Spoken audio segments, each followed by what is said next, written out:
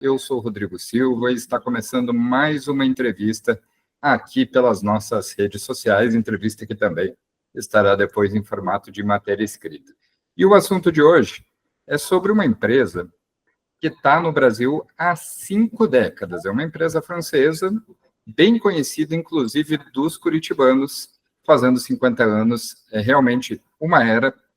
E hoje eu converso com o Marco Alcolessi, ele que é diretor executivo de operações do Carrefour e está conectado aqui comigo. Marco, bem-vindo ao Bem Paraná. Boa tarde ou bom dia, Rodrigo. Não sei que hora que você vai passar isso daqui. Agradeço a oportunidade de falar com você e todo o seu público. O bom é que de entrevista gravada, realmente a gente não sabe o horário que vai exibir, né? Então, pode ser em qualquer horário, a gente até não fala muito bom dia, boa tarde, que pode ser qualquer horário.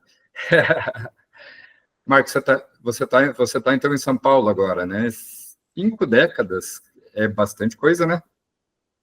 Muito. Hoje eu estou em São Paulo, lembrando que eu sou do Paraná, eu sou de Londrina, mas hoje moro em São Paulo e já trabalhei aí por muitas cidades desse Brasilzão aí dentro do Carrefour.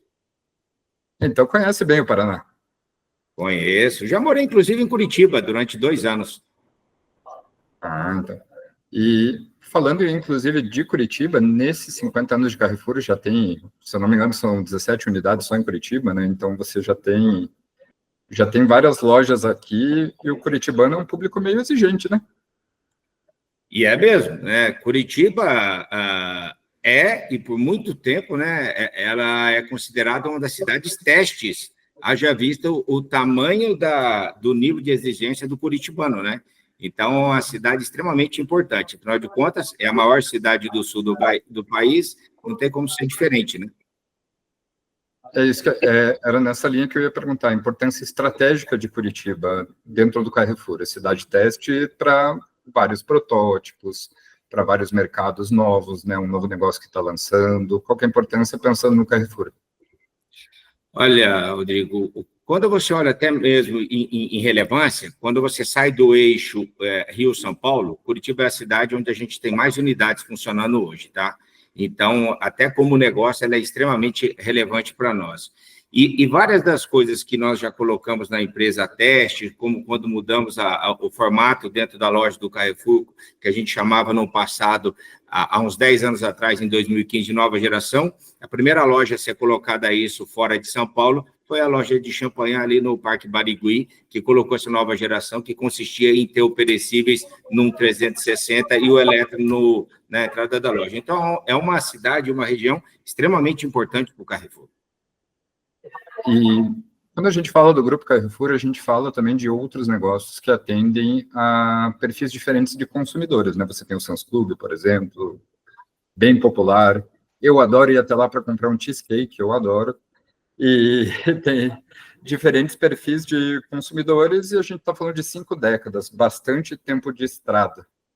Como adaptar o seu produto, a gente está falando de atacadão, né, de Carrefour, de Sam's Club, como adaptar um produto para atender as expectativas do varejo? Olha, Rodrigo, com o passar do tempo, algo que nos ajudou bastante a atender essa demanda é o que internamente a gente chama de ecossistema. O que é o nosso ecossistema? Então, nós temos um formato, que é o atacadão, que é o atacarejo, que atende desde o pequeno ou médio comerciante ao cliente final, em grandes volumes. Nós também temos o hipermercado, que daí tem um conceito de tudo sobre o mesmo teto, que ele vai desde uma galeria robusta, por exemplo, nós temos lojas com postos de gasolina e todo o serviço que uma galeria oferece, até de não alimentos, de uma TV de 98 polegadas na entrada da loja, a uma água de 99 centavos lá na líquida, passando por perecíveis, por bazar, por têxtil. Temos supermercado para atender o cliente naquela reposição semanal, o cara quer fazer um jantar, uma feira e etc., e não quer sair muito longe de casa, a gente tem o supermercado. E agora temos também Sam's Club, né? Sam's Club, que é muito conhecido nos Estados Unidos e no México, trata-se de um clube de compras, onde tem muitos produtos exclusivos, o que faz jus a ser um clube de compras, que pode fornecer para esse cliente. A gente costuma falar que você, em determinados momentos, ir no Sam's Club ir a Miami dentro do Brasil, que você tem acesso a uma série de produtos, tanto de alimentar como de não alimentar, sem precisar pegar um avião aí e viajar aí por 7, 8 horas para chegar a Miami. Além desses, como eu disse na questão do hiper, a gente tem drogarias e tem postos, e daí acaba atendendo esse cliente em vários momentos de compra diferentes. Eu poderia aqui ficar falando com você uma tarde inteira de como depois a gente define sortimento, precificação para cada um desses formatos. Mas no que tange aqui o ecossistema, e que nós estamos preparados para atender o cliente, é dessa forma, indo de um atacadão, um clube de compra, mais proximidade com o supermercado e tudo sobre o mesmo teto do hiper. Acho que é importante falar também que o mercado, uma marca também, mas principalmente em varejo, a gente vende experiência também, né? A experiência para as pessoas. Sem dúvida.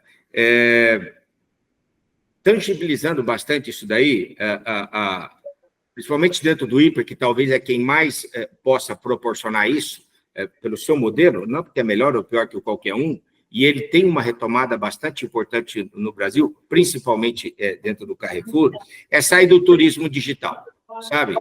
Achar que uma experiência de compra é eu colocar a tela digital para cá, é eu ligar uma TV para cá, colocar uma TV na fila. E não é isso. A experiência de compra vai muito pelo sensorial, vai por você poder demonstrar para o cliente um produto dentro do seu ambiente que ele foi instalado dentro da loja, quando a gente monta um elétrico, quando a gente monta um bazar, quando a gente monta um têxtil, quando você tem uma peixaria, que você vê o peixeiro produzindo filé, o peixeiro podendo produzir para você crustáceos e moluscos para você fazer uma bela de uma paeja. Então, você ter ali uma padaria assando o pão e você sentindo aquele cheiro é algo muito próximo. E, além disso, além da experiência, os formatos como um todo, né, o cliente se sentir único, né, e não simplesmente mais um. Quando a gente ainda fala de experiência, tentando tirar ao máximo esse atrito que a gente tem, o que acaba o varejo proporcionando ao cliente na hora de pagar, então pagando mais rápido por cartão, por Pix, por digital, o próprio self-checkout, que ele faz o seu autoatendimento, como a gente ainda consegue humanizar isso ainda mais. Então, tem uma série de coisas que a experiência do cliente, ainda dentro do formato físico, é extremamente importante, e que a gente, obviamente, com o digital, até com uma prateleira estendida ou infinita que a gente fala no eletro, o cliente possa entrar, eu falei da TV de 98 polegadas, ele não vai conseguir levar isso, ou talvez não vai achar em todas as lojas, mas o meu vendedor, por um celular na mão, ele consegue receber esse cliente, mostrar para ele, entregar na casa dele, sem que tenha o produto ali, ou tendo na exposição para ele poder ver do que se trata. E o senhor toca num ponto bem importante, falando do digital, né? Hoje em dia nós temos estabelecimentos cada vez mais digitais, né? A gente tem um funcionamento um pouquinho diferente do que era na época, mas ao mesmo tempo, na época de algumas décadas atrás, né? Mas ao mesmo tempo, a gente não pode perder essa conexão entre as pessoas, né? Afinal, um supermercado, eu vejo muito que tem um supermercado, um hipermercado, tem esse valor afetivo, né? Todo mundo vai para um supermercado, vai para determinada empresa por algum motivo. Então, qual é a importância dessa conexão entre pessoas nesse mundo todo digital, né? Rodrigo, nós já tivemos pessoas que foram pedidas em casamento dentro das nossas lojas. Tamanha era a proximidade da loja com a sua comunidade ao lado. Nós temos famílias dentro de hiper, por conta dos seus 50 anos, que o pai levou o filho, que hoje leva o neto, para dizer que ele vinha ali no final de semana para fazer sua compra do mês e etc. Tem alguns setores na loja, eu tenho funcionários na loja incríveis, com 48 anos de trabalho numa padaria, que tem um padeiro nosso em Pinheiros, que não me deixa trocar a maceira dele. Você imagina o vínculo desse. Tem maceira mais nova, etc. Ele não gosta que troca aquela, porque bate o pão certinho, a massa que entrega aquilo. Então, tem pessoas que chamam o açougueiro pelo nome, o açougueiro chama a pessoa pelo nome. Quando vai para o caixa, a mesma coisa. Então, isso é muito rico.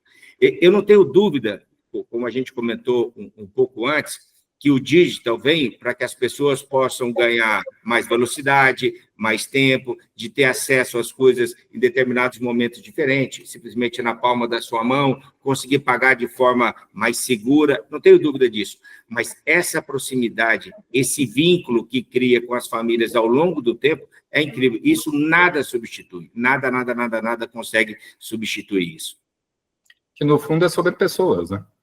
Claro, e varejo, Rodrigo, tem uma série de segmentos que a gente consegue industrializar, certo? Mas no varejo não existe nada que saia de um lado para o outro que não passe pelas mãos das pessoas. Então, por isso a nossa formação, capacitação, para tentar, mesmo num formato de uma grande área como o Hiper, ou como o Atacarejo, ou como o próprio Sam's Club, de fornecer esse atendimento para o cliente, de ter essa, que a gente fala, ou que a própria, o ramo de saúde falou há algum tempo, essa humanização do atendimento, né? Da pessoa ser reconhecida como única. Isso é bem importante. Agora, entrando, eu perguntei de Curitiba no início, vamos perguntar de Paraná. Importância estratégica do Paraná dentro do Carrefour. O Paraná, Rodrigo, é extremamente importante para a empresa, como você disse no início, né? Estamos completando agora, salvo engano, Curitiba está com 332 anos, é isso? Fez 332 anos? A famosa, antiga Nossa Senhora da Luz dos Pinhais, né? Que antes era isso e depois passa para Curitiba. Mas Paraná foi e sempre será um estado estratégico para nós.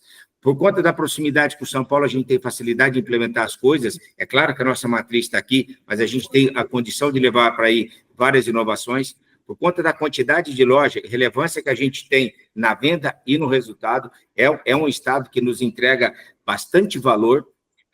Estou eu aqui, exemplo vivo, quando a gente olha, inclusive, para a carreira das pessoas, eu comecei em Londrina entre o final de 91 e início de 92 como repositor, então a empresa fornece isso, essa possibilidade de carreira para as pessoas. O Paraná é extremamente importante para nós. Nós temos todos os formatos aí hoje, do Atacadão, Sam's Club, Carrefour, supermercado, pós-drogaria, então é uma questão, sabe, é um ganha-ganha, é um estrado extremamente promissor para nós e entrega bastante resultado para a empresa.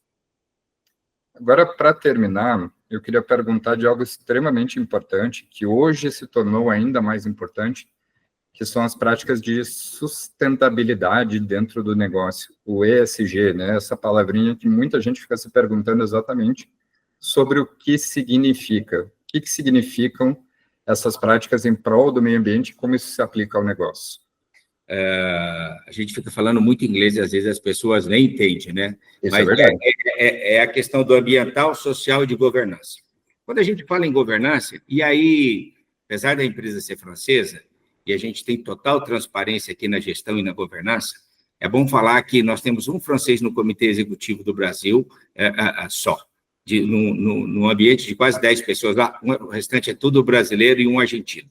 Tá? Então, olha, a gente fala de uma empresa francesa, mas ela é extremamente tropicalizada e brasileira.